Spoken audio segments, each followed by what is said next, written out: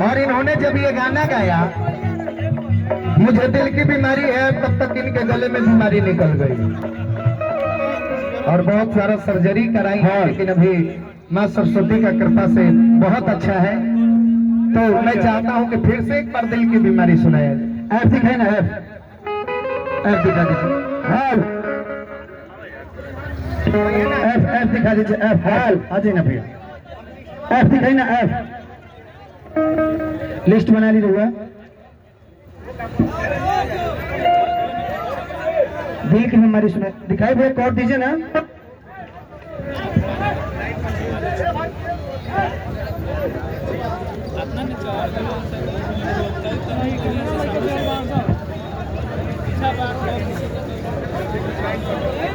दिल की बीमारी सुनाई जाएगी, खेद है उसके लिए। तब तक मंच पर जितने भी लोग हैं, मैं उनसे आग्रह कर रहा हूं कि आप लोग मंच पे से उतर जाइए मंच पर से। और दोनों कप्तान का लिस्ट बन चुका है। मसूरिया मेल जी अपना लिस्ट बना चुके हैं, रोशना जी अपना लिस्ट बना रहे हैं, टीम में कौन कौन खेलेगा।